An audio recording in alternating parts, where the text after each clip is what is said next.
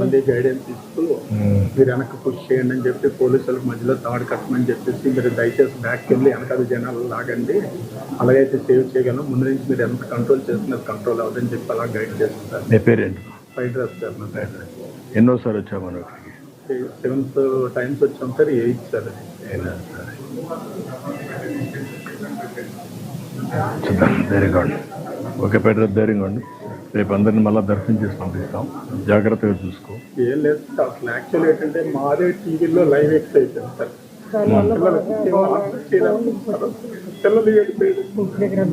ధైర్యంగా మీరు చెప్పండి, ధైర్యం ఇవ్వాల్సిందే. ఇప్పుడు లేకుంటే వాళ్ళు ఆధారపడి కదా, మనమేం ఆధారపడి వాళ్ళు ఆధారపడితే కరెక్ట్ కాదు.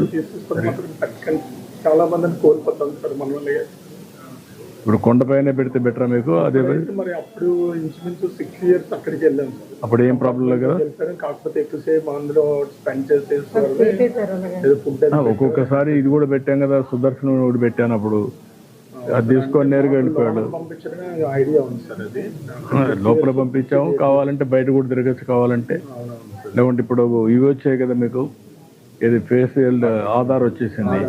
ఆధార్ వచ్చినాక మేము ఫేస్ చూసి లోపలికి పోతారు మీరు, పెద్ద ఇష్యూ కాదు. ఇప్పుడు పెడితే ఆన్లైన్ సిస్టమ్ మొత్తం పెట్టాలి సార్. ఎవరు అదృష్టం ఉంటే భగవంతుడి అనుగ్రహం ఉంటే వాళ్ళు. అంటే కొంతమంది ఆ కమిట్మెంట్ సెంటిమెంట్ ఉంటే 50% ఆన్లైన్లో పెట్టి, ఒక 50% లేకుంటే బీమార్గా పెట్టి, అవి కూడా ముందుగానే మీరు బుక్ చేసుకొని ఫ్రీగా తిరుగుతూ మీ ఫోటోలు చూసి లోపలికి వస్తారు, దర్శనం ఇచ్చేస్తారు. అంటే వైకుంఠ ఏకాదశి ఆన్లో టికెట్ దొరికితేనే రావాలి, లేకపోతే రాకూడదు అని ఒక డిసైడ్మెంట్ వచ్చేసాం సార్.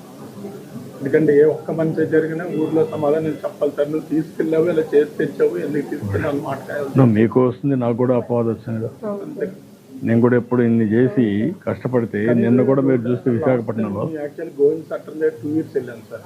రోడ్డు మీద అలా లైన్స్ పెట్టేసేవారు, డోర్ ఓపెన్ చేసేవారు, లోపలికి వెళ్ళిపోయాను సార్.